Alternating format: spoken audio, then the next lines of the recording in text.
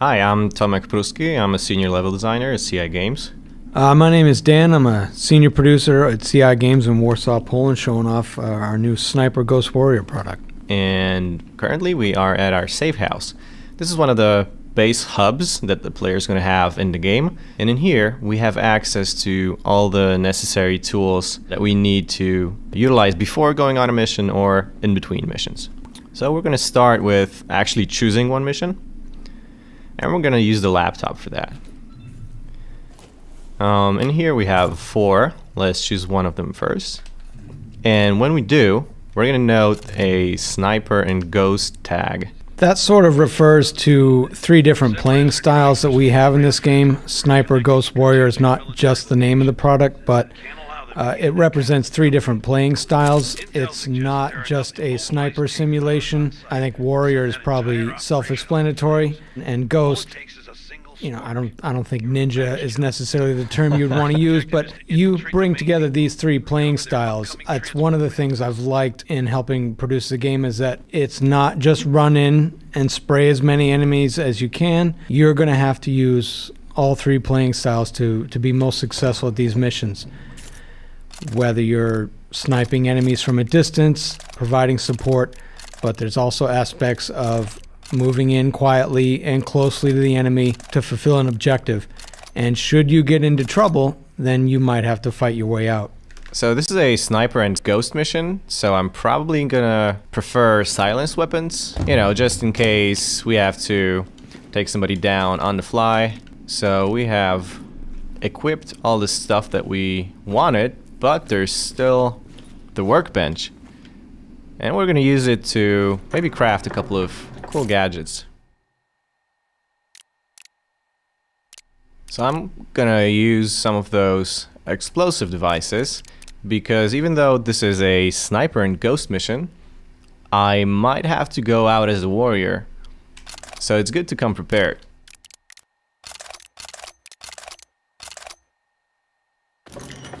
And now we're all set and ready to go. Weapons loaded up, grenades, C4 explosive. All that. I think we can take out on. Yep.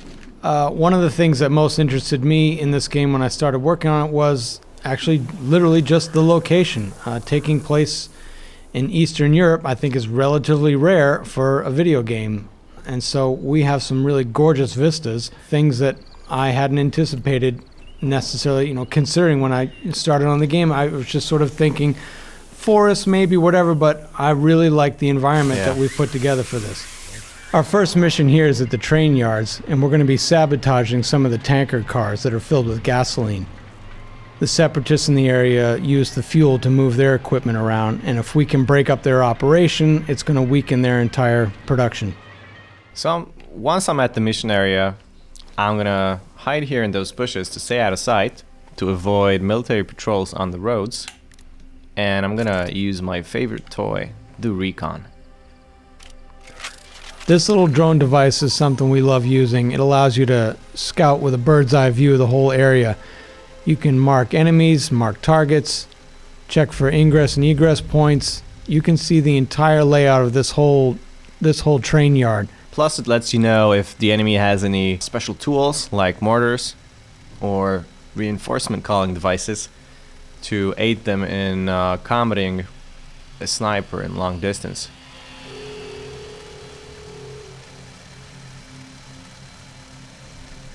Enemies here are being targeted in white, basically to let you know they're not alerted to your presence, they're not in any kind of aggressive position right now.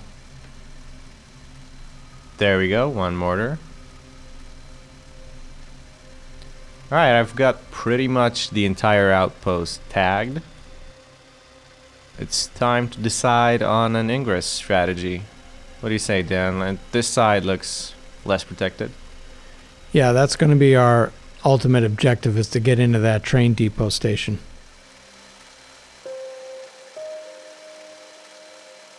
So I can call the drone in and start infiltrating.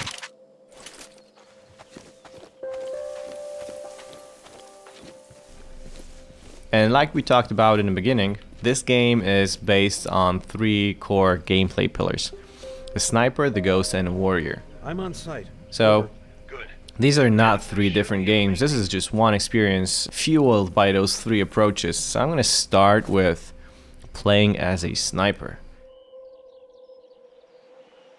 This basically will allow you to take out the sentries, because if they get alerted, then everyone in this entire facility is going to be out looking for you. So I'm gonna zoom in, adjust my scope to the distance, hold my breath, and pull the trigger. That's one guy down. Although my rifle was kind of unstable and swaying, so I'm gonna go prone for a bit and see if this stabilizes my gun more. Alright, there's one more guy there. I'm gonna have to stay hidden so he doesn't see me.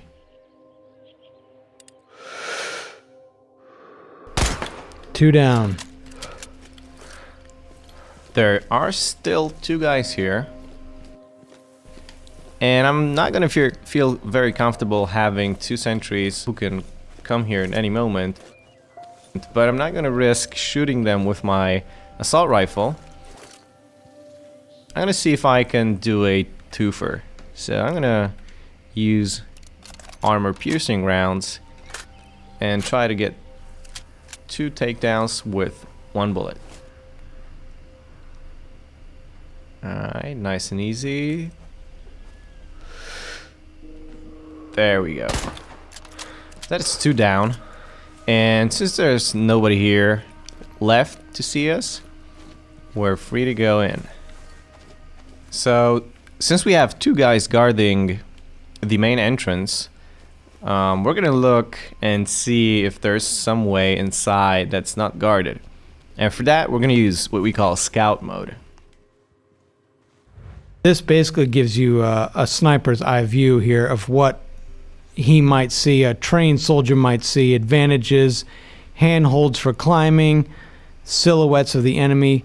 You can see it's a little slower because now you're very carefully watching your environment, looking for advantages that you can use.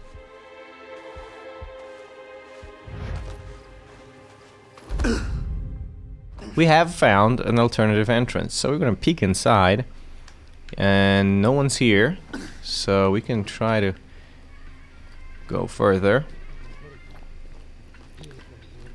There's the train manifest. So now all that's left is to actually blow up the train yard. Let's go and do that. Alright, there's a lot of guys here, so I don't want to rush it in. I'm gonna try and take them out quietly, and since there's some guys working here with jackhammers and excavators, they might be loud enough not to have our shots heard. If somebody's noticing me, you might see a white bar representing enemy alertness. I shot him just in time, and the works actually obstructed the sound of his shots. It's gonna take his body, put it somewhere the enemy might not notice it. Here's fine. I did see one more enemy here though. Alright, that was way too loud. So now the outpost is alerted, and I'm gonna have to be careful not to run into too many enemies. Now we're bringing in a little bit of warrior mode. Yeah, we're bringing a bit of pain. I can no longer see enemy movement. Repeat, no movement. Targets over the enemies have gone red. You can tell that they're now actively looking for you. They're more than just alerted. They're out hunting for you now. And it's best not to engage too many targets at once, because health does not replenish automatically. So I'm gonna have to keep track of my healing items. Okay, I'm releasing the fuel. I might have picked a bad time to dump a lot of fuel from a truck. We were sent here to blow up the train yard, so that's one And down. we have succeeded by now. Alright, let's move on to the second one and see if there's... Oh, there are still guys there. Not all of them were caught in the blast, although some of them were. I'm gonna switch to my grenades.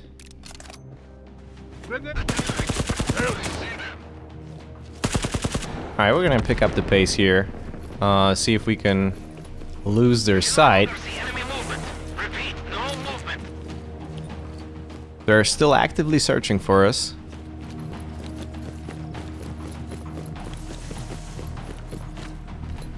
Alright, looks like the path is at least half clear. Once the second train car is blown, that will take care of this whole train yard.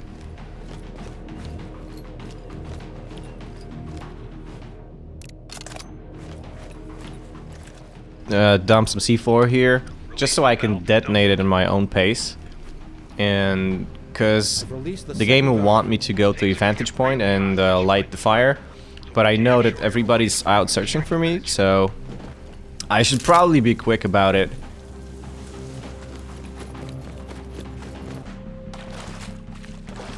I like that the game gives you a couple of ways, though, to blow the train yard and basically fulfill this objective.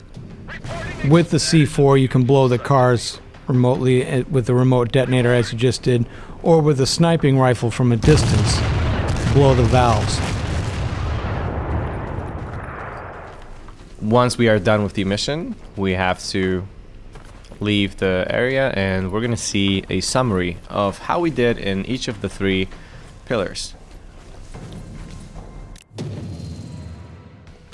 Alright, so we did some sniping, a bit of ghosting, and a lot of warrioring.